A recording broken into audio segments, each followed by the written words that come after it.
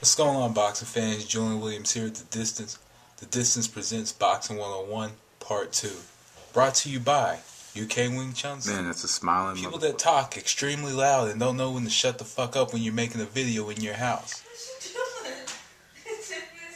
And me, myself, Julian Williams. Today's topic: why do the Klitschkos get no love? No, these two guys go in and they try to fight everybody in their division. I alluded to it in my other Boxing 101 video. I'm like, Vladimir Klitschko, he tries to fight everybody, and he doesn't really get the respect that he deserves. Vitaly Klitschko hasn't faced the best opposition this year, but he tries to fight everybody.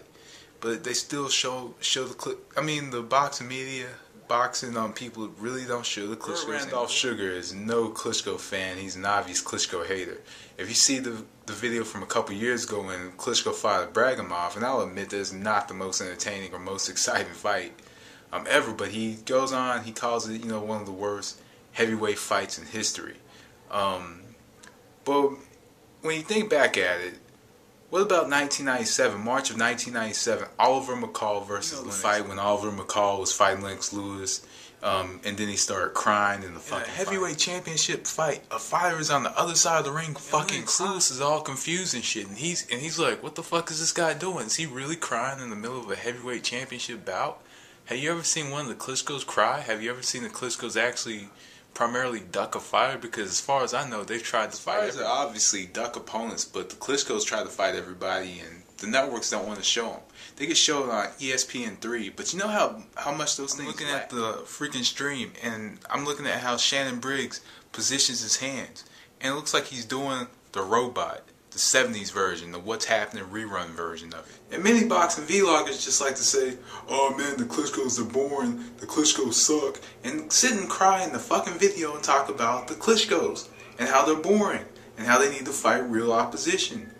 In the next few years, some of their victories are going to be much better than they are now. How would the heavyweight division be without the Klitschkos? Seriously. Like, would it be better without them? Would it be... And take David Haye out the picture, what would the heavyweight division be? And didn't tell me that. Honestly, what did the Klitschkos do to make the public just not like? Even though our top fighters get praised, despite the fact that they don't fight everybody and they don't make an attempt at fighting everybody. Also, you could really blame the mass media for it all. You could blame the mass media because they influence public opinion. They make people believe that some fighters are much better than they really are. Especially with the mythical pound-for-pound charts.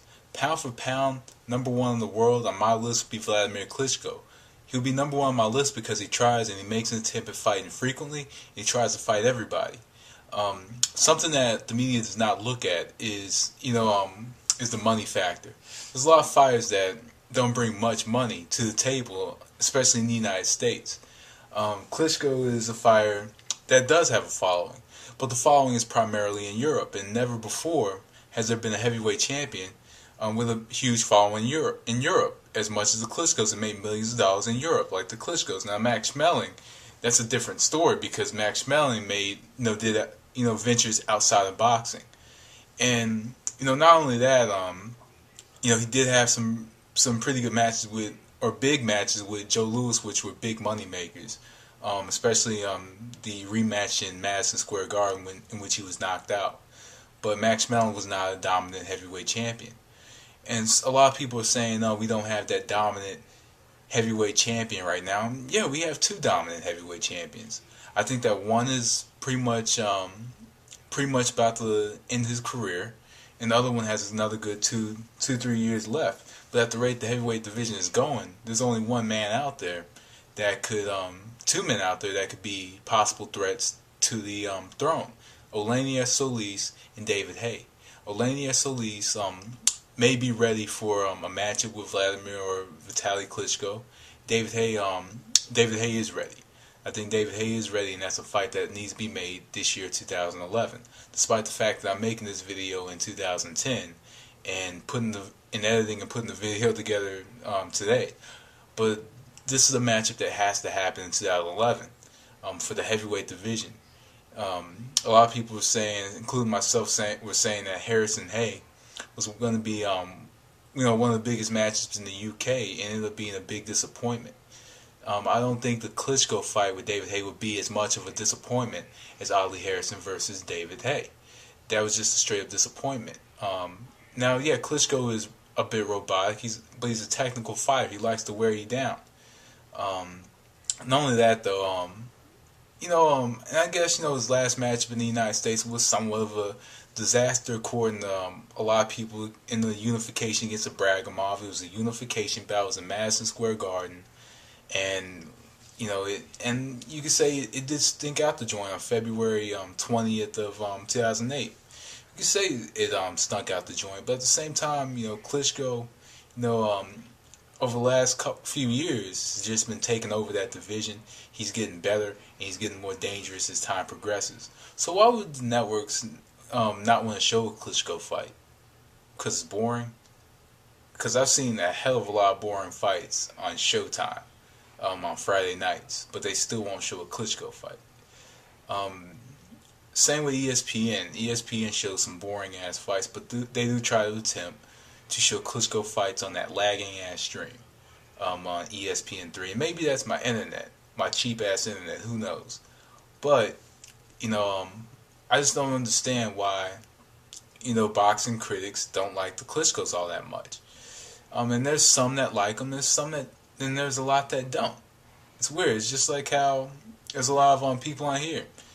And really it's a 50-50 with me. Some people like me and some don't. But even the people that don't, that still come and they comment on my videos, I'm like, you guys can keep commenting because you guys pretty much put money in my pocket. And it's not me trying to sound cocky, but at the same time, look at Klitschko. Look at Vladimir Klitschko. I'm like, he has a lot of doubters, a lot of haters out there, but people still watch him fight. And people still show interest in his fights. People, continue to watch him. Regardless of what people say. But I just don't understand why people don't like the Klitschkos. Why? I'm like, is it because they're not American? Because I do believe if they were American, if they were brothers from Nebraska, Montana, California, Texas, Florida, wherever, then they would be showing, those fights. America would have, would have Klitschko fever if both the brothers were from the United States. Like, wow, we got two brothers from the United States that are heavyweight champions. Like, hell, Vladimir's even dating a little American girl. That little girl from Remember the Titans or the other show, Heroes. Not that I never watched the show. Okay, I have a couple times. I'm fucking with you guys. I really haven't. But he's dating the girl from Heroes, and he still can't get public opinion. Good public opinion on his side. Man, they need some better PR reps or something. Who knows? But it's weird how America just doesn't like the Klitschkos, and how a lot of boxing vloggers out there kind of either praise or criticize the Klitschkos. It's weird, very weird. And it's weird how the media behaves. They praise fighters that don't try to fight everybody, but they hate fighters that try to fight everybody. And the fighters that don't try to fight everybody, they kind of just sweep them over to the side. They don't bring that much money to the table. They're too boring to fight. They're not as good. Let them step up and prove themselves. Why don't you just fight them? That's just a simple way of going about it. Might not be high demand for the Klitschkos in the United States. Maybe I'm just 100% wrong. But there's still people that are interested in seeing heavyweight championship fights. And due to the media, people have lost interest in the heavyweight division. There's still good fighters in the heavyweight division. There's pretty good contenders. There's pretty good prospects. But we don't know how good some of these prospects are. Because there's a lot of prospects out there that just can't get a manager. They can't get a promoter on their side. And bring them to another level. And bring them to a top level. We have a lot of pretty good heavyweight prospects coming up. I think Deontay Wilder is a good prospect who's coming up, and maybe in 2 or 3 years he should be a top contender. Malik Scott has yet to prove himself, but he's brash and cocky and pretty much trying to talk himself in to a big fight, despite the fact that he's been inactive for the last couple of years. Eddie Chambers is a fighter who's willing to fight everybody. Also, Oleinar Solis has shown the mentality to want to fight everybody. There's fighters out there that are that could challenge the Klitschkos later on. Eddie Chambers, despite the fact that he failed, we'll see in his matchup against Diedrich Rossi in a couple weeks to see how he's recovered from that loss. So, and not only that, we have some decent cruiserweights that would be willing to move up when the time is right to face a Klitschko. So the media has done a good job of pretty much bashing the Klitschkos and making people believe that the Klitschkos are these bad, heavyweight champions, and they try to compare them to other generations. But it's unfair to compare them to other generations because they don't have the luxury of facing top quality opposition like Mike Tyson or Larry Holmes, a Muhammad Ali, Sonny Liston, Floyd Patterson. All of these great heavyweights have been able to face. They have not had the luxury of having that, but you do have to rate the Klitschkos top 10, maybe top 15 among these guys when the reign is over. And we really will not appreciate the Klitschkos until they're gone. The same way we didn't really appreciate Lennox Lewis until he was gone. So anyway, guys, that was The Distance. Thanks for watching. Peace.